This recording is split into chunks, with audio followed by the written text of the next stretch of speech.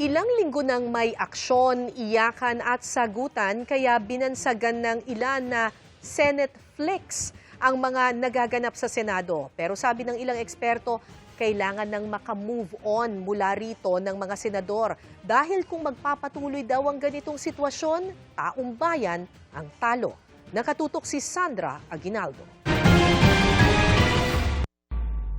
Why are we railroading this process, Mr. President? You're gonna just ram down our throat something that numbers can dictate. I move that we divide the House.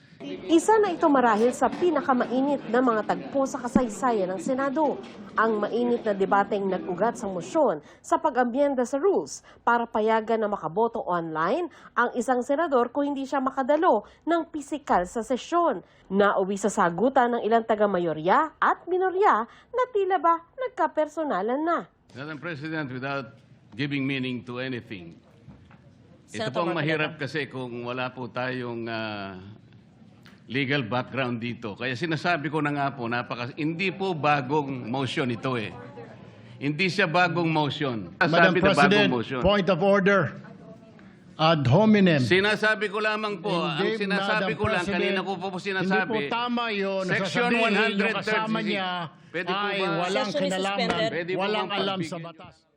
Umabot pa sa tila, nagbukas ng mga sugat na hindi pala naghilom. Yan ay nang emosyonal na balikan ni Senate President Pro Tempore Loren Legarda kay Senador Kiko Pangilinan ang kanyang karanasan ng canvassing ng 2004 presidential elections. Si Pangilinan ang co-chair ng National Board of Canvassers noon nang questionin ni Legarda ang resulta ng botohan. Are we now curtailing my right to speak, Mr. President? Please know that I would never curtail your right to speak. Just as in 2004, I believe you were seated, and I was a vice presidential candidate of FPJ then, and my microphone was closed, and my right to speak was closed, was not given.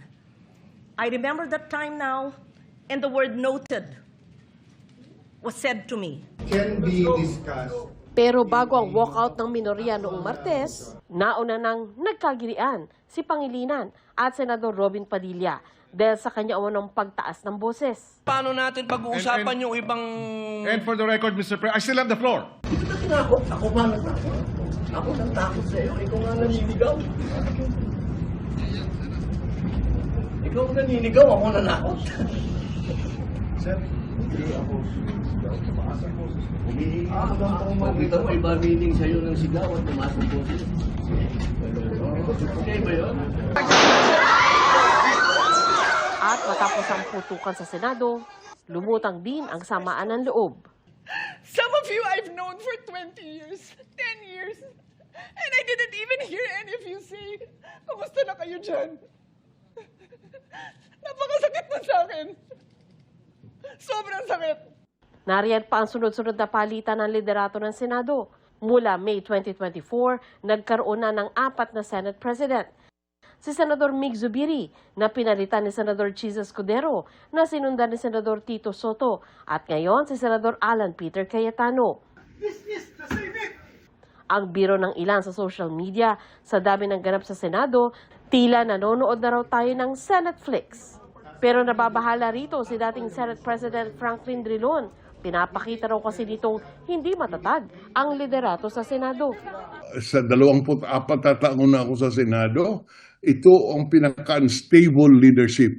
13-11, pagkatapos yung isa sa 13, nagtatago on the run. Kaya effectively, ang boto 12 lamang. Kaya mahirap kaya yung quorum.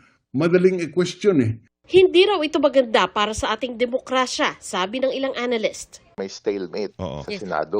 Ang kalungkot-lungkot, hindi maganda to sa imahe ng demokrasya. Kung magpapatuloy daw ang sitwasyon, ang taong bayan ang talo.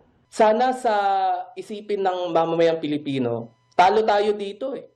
Diba sabi nga nila pag nagbabanggaan at nag-aaway yung elepante, yung grass yung nagsasuffer. Tayo po yung grass. Okay. Kasi wala naman po tayong kapangyarihan, pinahiram natin sa kanila, ngunit ginagamit nila sa sarili nilang agenda at inaabuso. Kaya payo ni Drilon, Kailangan palitan nila ang kanilang pananaw at siguro yung kapakanan ng bayan, yun naman ang kanilang titignan.